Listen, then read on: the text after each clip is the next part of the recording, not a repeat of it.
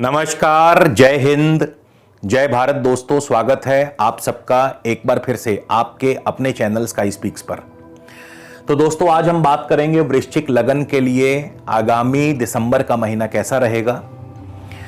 वृश्चिक लगन के जातकों के लिए आपकी सेहत, आपका स्वास्थ्य, आपकी आर्थिक स्थिति, कौन कौन से योग जो हैं इस माह में आपके लिए बनने वाले हैं और उनका क्या फल मिलेगा आपको, वो योग आपको शुभ फल देंगे या अशुभ फल देंगे, तो इन सभी विषयों पर बारी बारी से हम चर्चा करेंगे।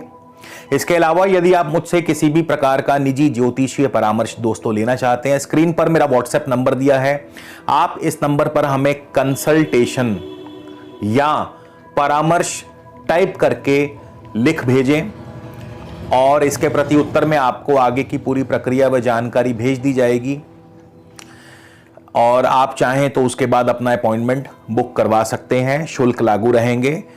और इसके अलावा आप हमारी वेबसाइट www.skyspeaks.in पर भी जाकर के अपनी इच्छा से जो सुविधा आपको सही लगती है आप वो चुन सकते हैं और परामर्श ले सकते हैं। तो सबसे पहले जानते हैं वृश्चिक लगन के लिए ग्रहों की चाल कैसी रहेगी। मंगल, इस महीने की शुरुआत में मंगल आपके 12वें स्थान में है। मंगल 5 दिसंबर को ही लगन में आ जाएंगे अपनी स्वराशि वृश्चिक राशि में। मंगल लग्नेश है, षष्ठेश है। लग्नेश का मंगल का युति योग बनेगा दशमेश सूर्य के साथ, जो कि अपने आप में बहुत ही शुभ योग माना जाता है। इसे आप राजयोग कह सकते हैं, साम्राज्य योग कह सकते हैं, क्योंकि लग्नेश और दशमेश दोनों ही मान, पद, प्रतिष्ठा और अधिकार की वृद्धि करते हैं, तो इसीलिए इसे साम्राज्य योग या अखंड साम्राज्य योग कहा गया है। लेकिन यह योग जो है केवल 5 दिसंबर से 15 दिसंबर तक ही बनेगा और साथ में लाभेश बुध भी होंगे। हालांकि बुध को अष्टमेश होने का दोष भी है, लेकिन बुध की जो कन्या राशि है, मूल त्रिकोण व उच्च राशि लाभ स्थान में है, तो बुध लाभेश भी हैं।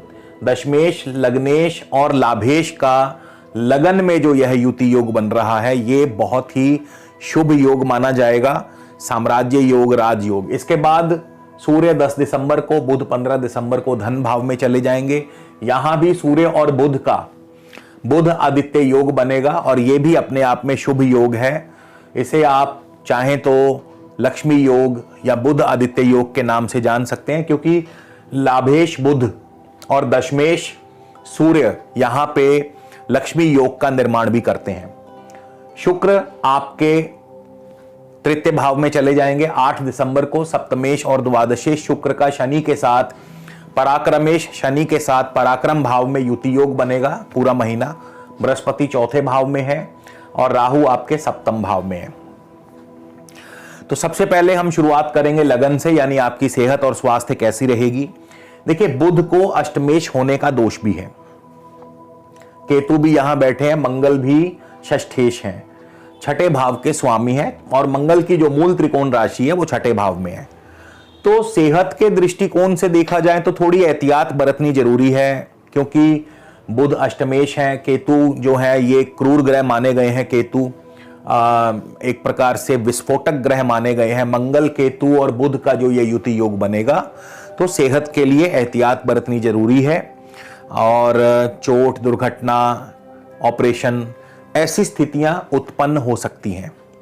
लेकिन ये ज्यादा लंबे समय के लिए नहीं रहेंगी, क्योंकि बहुत जल्द ही ये जो युति योग है केवल 5 दिसंबर से 15 दिसंबर तक है, तो इसका प्रभाव भी अल्पकालीन ही रहेगा। तो 5 दिसंबर से 15 दिसंबर तक आपको थोड़ा सा एहतियात रखनी होगी। लेकिन कारोबार की दृष्टि से, मान सम्मान की दृष्टि से आपका कारोबार बढ़ेगा, मान सम्मान बढ़ेगा, क्योंकि लग्नेश और दशमेश का लाभेश के साथ युति योग बन रहा है आपके लगन भाव में, और लगन सबसे परम सर्वोच्च शुभ माना गया है। लगन जो है इसे तखत माना गया है, द थ्रोन, लगन को थ्रोन माना गया, तखत माना गया, और तखत पे स्वयं राजा, सेनापति और मंत्री तीनों बैठे हुए हैं। तो आपको हर प्रकार से मान पद प्रतिष्ठा की वृद्धि होगी, कोशिशों में सफलता, आपके अधिकार क्षेत्र की वृद्धि होगी, नौकरी में तरक्की, प्रमोशन, कारोबार में तरक्की। इसके अलावा उत्तम लाभ भी आपको प्राप्त होगा, धन लाभ भी बहुत बढ़िया होगा। तो 5 से 15 दिसंबर का जो ये गोचर है आपके लिए बहुत ही शुभ रहेगा, खास करके व्यापारिक आर्थिक दृष्टिकोण से। उसके बाद 15 दिसंबर को सूर्य, 10 दिसंबर को बुध आपके चले जाएंगे धन भाव में। यहां भी दशमेश और लाभेश का जो युति योग बनेगा, दशम और लाभ मिल करके बैंक बैलेंस की वृद्धि करेंगे, परिवार सुख की वृद्धि करेंगे, क्योंकि द्वितीय भाव कुटुंब भाव माना गया है। तो कुटुंब की वृद्धि, बैंक बैलेंस की वृद्धि। इसके अलावा द्वितीय भाव वाणी स्थान है, तो वाणी के जरिए आपको लाभ होगा, सरकारी कार्यों से आपको लाभ होगा, सरकार के माध्यम से आपको लाभ होगा, व्यापार के माध्यम से आपको लाभ होगा।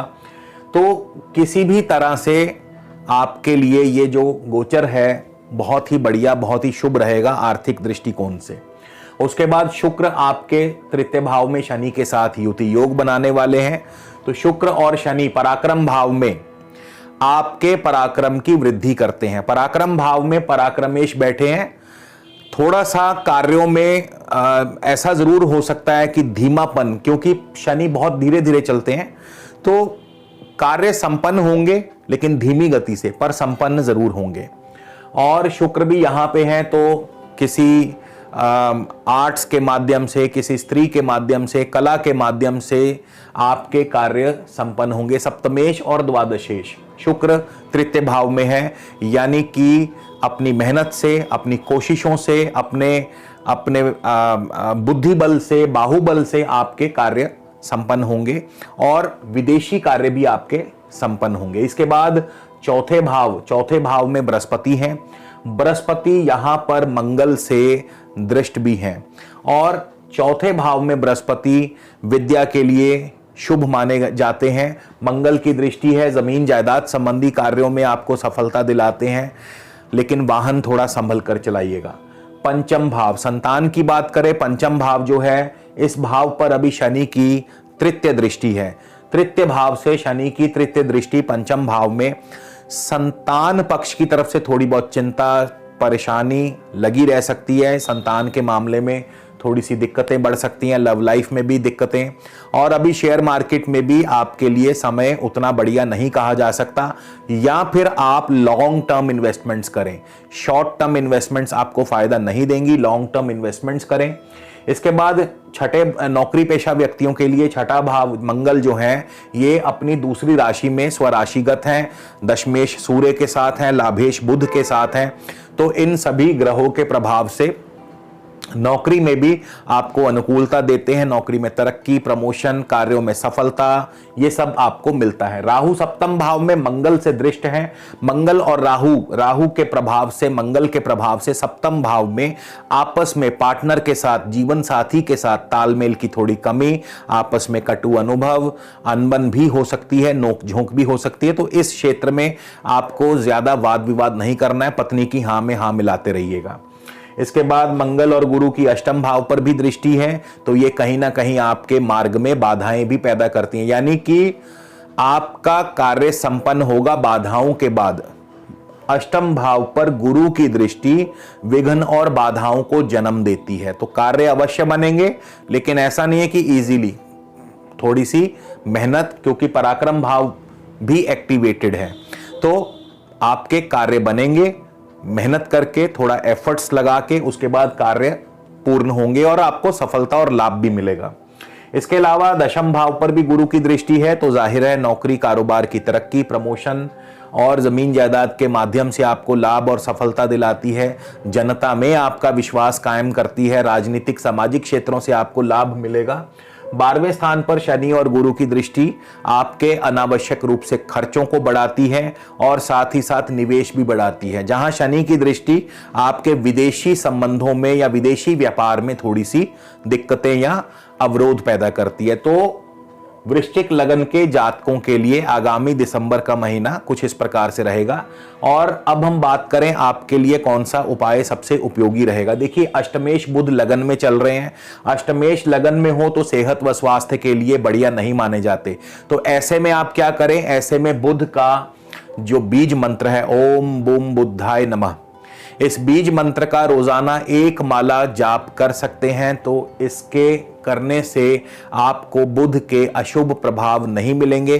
तो इसी के साथ आपसे विदा लेता हूं। अगले वीडियो में दोस्तों फिर मुलाकात होगी। तब तक के लिए नमस्कार, जय हिंद, जय भारत।